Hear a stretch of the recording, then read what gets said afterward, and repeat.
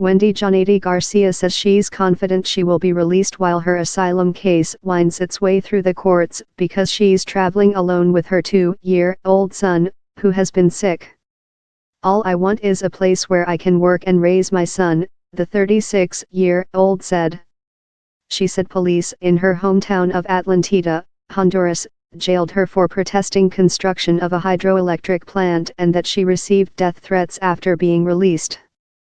Attorney General Jeff Sessions has called the Caravan a deliberate attempt to undermine our laws and overwhelm our system, pledging to send more immigration judges to the border to resolve cases if necessary.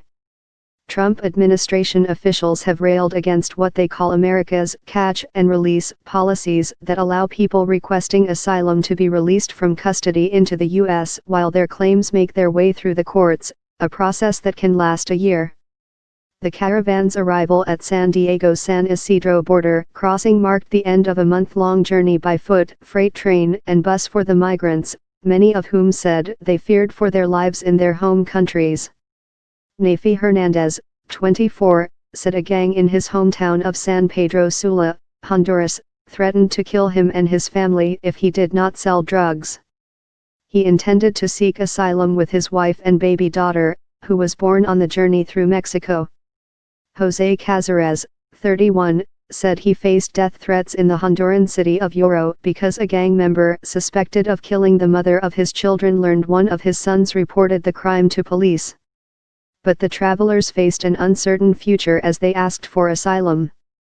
U.S. immigration lawyers warned them that they face possible separation from their children and detention for many months.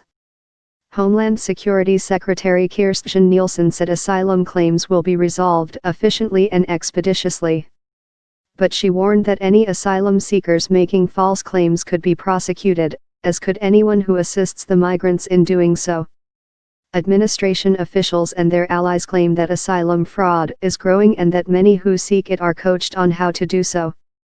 If border inspectors say they don't have staff and space to accommodate nearly 200 people at once, organizers will put women with children and children traveling alone at the front of the line, said Bliss Requitrotes of the National Day Laborer Organizing Network. The rest will stay in Mexico and try another day. The San Isidro crossing can hold about 300 people temporarily, Pete Flores, U.S. Customs and Border Protection's San Diego Field Office Director, said earlier this month.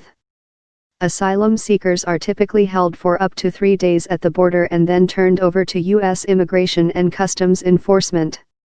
If they pass an asylum officer's initial screening, they may be detained or released into the U.S. with ankle monitors. Maria de Los Angeles, 17, said she felt confident after speaking with an attorney that U.S. authorities would release her while her case wends its way through the courts because she was traveling alone with her 1-year-old son. She hoped to move in with a sister in San Francisco. "I'm fired up to go because I believe in God and I believe everything will work out," she said.